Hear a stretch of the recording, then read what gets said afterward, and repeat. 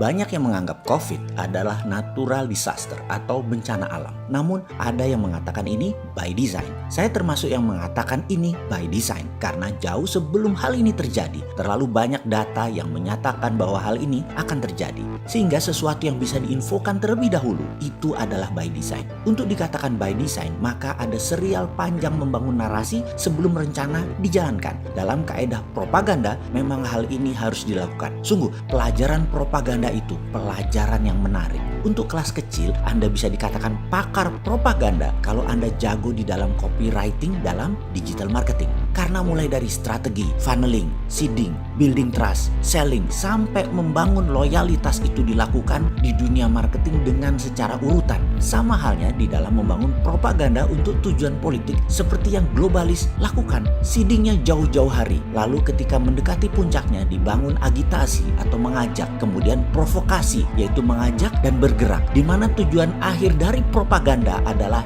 changing mindset. Ingat, tujuan propaganda adalah bahwa sadar seseorang diubah sesuai dengan tujuan sang pembuat pesan, changing mindset. Oh iya, strategi komunikasi yang dijalankan penguasa dengan buzzer saat ini jauh dari changing mindset, tetapi malah jadi counterproduktif karena yang dipilih orang-orang tak berilmu, murahan, penjilat, dan hanya membas asal bunyi kalau dilihat dari kacamata yang lebih luas. Sesungguhnya, buzzer inilah aslinya provokator yang membuat negara saat ini bubrah trustnya kepada sesama anak bangsa. Selain mereka buzzer ini nggak ngerti bela negara, ilmunya rendah, kasar bicaranya, dan menantang lawannya, gaya ini bukan gaya negarawan, tetapi gaya anak jalanan yang kampungan. Oke, kita balik lagi ke propaganda yang dilakukan globalis akan COVID, yang boleh diakui telah berhasil menakut-nakuti pemerintah yang memang lemah hankamnya. Kalau yang kuat hankamnya dan shadownya, aman negaranya. Jadi apa yang dilakukan globalis? Oh,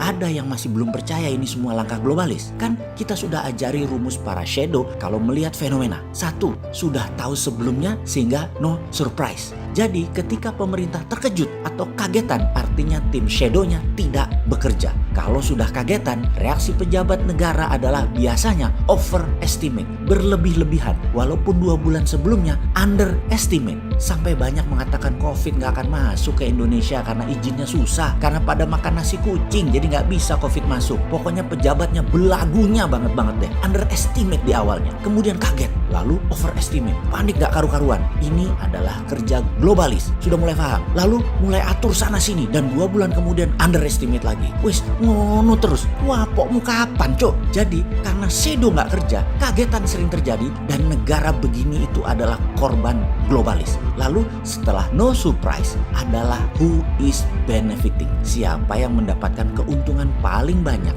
Dia pemainnya. Dan kita semua tahu dalam 4 bulan efek pandemi COVID di dunia ada 29 bilioner baru di Amerika lahir. Dan total kekayaan para bilioner geng Bilderberg itu naik 584 billion dolar. Sisi seberang, masyarakat dan pemerintah di Amerika, 16 juta penduduk kehilangan asuransi kesehatan dan 46 juta orang korban PHK kehilangan lapangan kerja. Di Eropa, di Asia, semua hampir sama secara persentasinya. Di mana angka 584 billion dolar lebih kaya tersebut adalah sedotan kekayaan seluruh dunia kegiring ke mereka, para globalis. Sudah mulai paham ini mainan globalis? Belum? Atau masih ngeyel kayak bosman ngeyelin ekonomi dan hankamnya Indonesia yang jebol sama asing?